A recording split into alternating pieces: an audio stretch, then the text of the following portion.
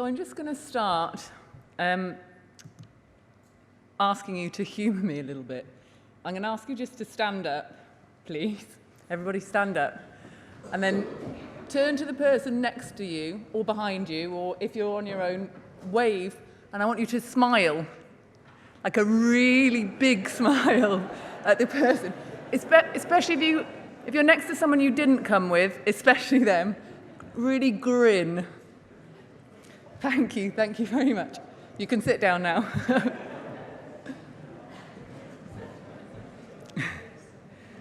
So smiling makes us feel really good, and it makes us feel really included, and I think that it's a really important thing for us all to do. Every day, laugh more, smile more.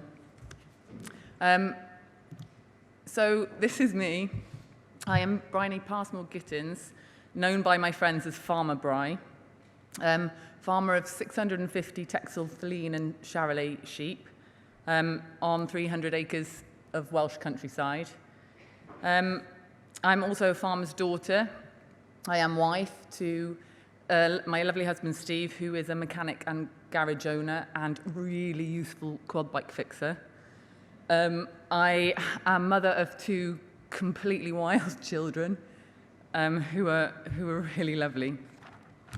I became Farmer Bry in April 2017, and I quickly discovered it was hugely different being the farmer, being the one to make the decisions, and not just being helping hand farm kid that I had grown up being.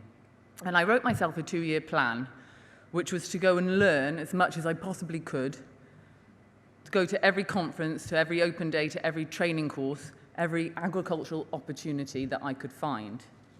In Wales, we're really lucky to have a scheme called Farming Connect, and through them I had lots of avenues for information and funding as well. I applied for a grant scheme called the Young Persons into Agriculture, for which I just about still can fit into, and I wrote another plan which involved many SMART targets, many key performance indicators. 22 KPIs later, I secured quite a lot of funding, and I have a new vision and a new focus for the farm. And my dad now leaves me to get on with it. Part of the stipulation of the grant was that he had to sign me to become the head of holding, which he was very happy to do. Told me he was now going to go on holiday for pretty much all of the year and leave me to it, and I was very happy. My dad is my complete hero, and he is my foremost role model. But I have known a lot of really wonderful women as role models, and I feel that they have helped me hugely on this journey. When I was thinking about the talk, I was thinking I was going to say I was so lucky to have had so many female role models. And then I decided it wasn't just luck that's helped me find them, it's action.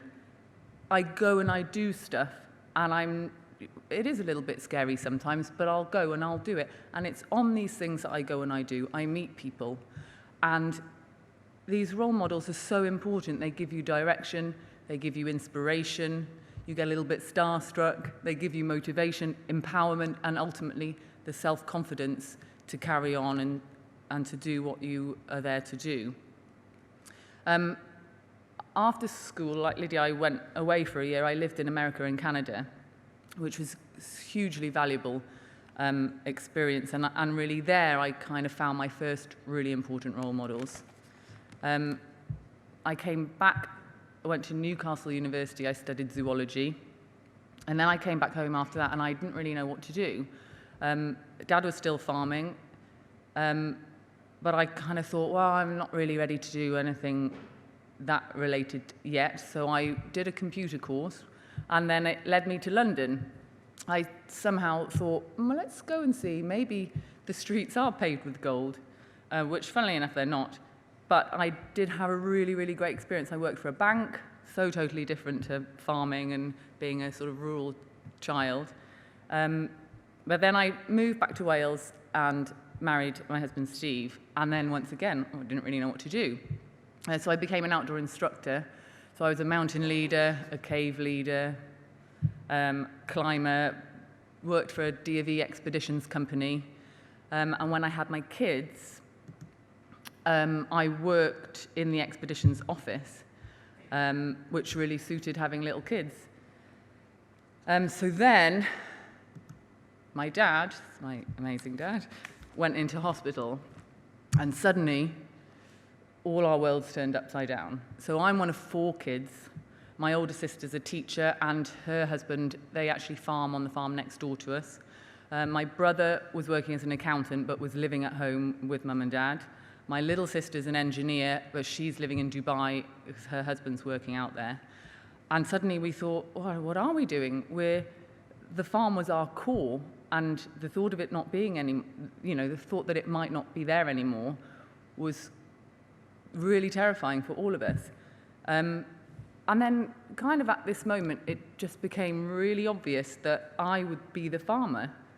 And it just made sense. I'd always loved it, and none of us wanted to see the farm move on. And why not? Like, why couldn't it be me? And I honestly feel that in that time, it didn't occur to me once that I couldn't be the farmer because I was the daughter and not the son. I just thought, right, that's what I'm going to do. And I can honestly say that within our community, and most of the people that I have met and worked with, they're all very positive. They think it's brilliant that my dad now sleeps on the couch and I go out and do most of the work. He does help me. I have found some things really hard. I get really disheartened that I don't know everything immediately. Coming late into agriculture, I didn't go to agricultural college. I sort of think, oh how am I going to know everything? How am I going to learn everything? But there's always, avenues of more information, and really we never know everything. And I get frustrated that I am physically smaller. I can't do things on the farm the same way as my brother-in-law might or my father might have done. And it upsets me, and then I stop and I think about it, and I pretty much always will adapt a method to do that task in a slightly different way, but I've still managed to do it. And then that makes me feel 1,000,000 times better, because I think I might not just grab that sheep, but I can do something slightly different, which means that sheep still gets the attention that she needs in whichever way, and then we're all winning. So the women that I've been fortunate enough to meet, I can't name all of them because we'll be here for hours. I just wanted to say a few. Lady Julie Thomas is the training provider of Simply the Best Training. She is really powerful, inspiring. She's always encouraged me. She put me forward to become the Lantra Learner of the Year in 2018, presented at the Royal Welsh Winter Fair by Leslie Griffiths, AM, Minister of Environmental, Energy and Rural Affairs. Abby Reader, MBE, Champion of British Dairy, and Cows on Tour. She started an educational kind of awareness group, Cows on Tour, which we ended up carrying a life-size cow to the very top of Snowdon, of course. Kate Bevan is the NFU Cymru County Chair for Monmouthshire. She is just the most genuine, approachable, lovely lady you could ever meet, really passionate about farming, always has time for you, always. She's probably the busiest person I know, and yet she'll always give you the time of day, make sure you're okay. Really great lady to know. And Stella Owen, who is the NFU Cymru County Advisor. Again, really upbeat, really positive, always smiling. I don't think I've ever seen Stella not smiling. And it was Stella that came up to me in market one day, and she said, "You have to save this date. I'm running a conference, She Who Dares Farms." And I thought, well, right, I'm there. That's a brilliant title, She Who Dares Farms. Right, I'm going, when is it? And it was a conference that was to bring together women involved in farming businesses, to share knowledge, ideas, to raise the profile of women within the industry. Over 200 women attended. We had to change the venue in the Royal Welsh Showground because so many were there. We had to move to a larger hall. NFU President Minette Batters, farming icon, Hannah Jackson, Red Shepherdess, were keynote speakers, along with a wealth of other, here's Stella up here, and along with other amazing ladies who all spoke on the day. And it was, honestly, the atmosphere was completely electric. And I'm completely unashamed to be so cheesy, because it was amazing to be in the room. The vibe was just fit to bursting. It was amazing. Here were 200 women coming together to celebrate their industry and to celebrate each other. Stella, very clever that she is, had some special merchandise, which I am now fashioning here, and she'd done a polo shirt and a gilet, and then she was selling these. All the profits from these are going to the DPJ Foundation, which is a charity who provide mental health support to rural communities and specifically men in agriculture, initially because the lady who founded it lost her husband to suicide, and it's a charity that has been really supported by a lot of people in Wales and further afield. 500 plus items of this has been sold across the UK, to Sweden, to Australia, to Ireland, just everywhere. Raised over £2,700 for the DPJ Foundation. And it's also brought women together.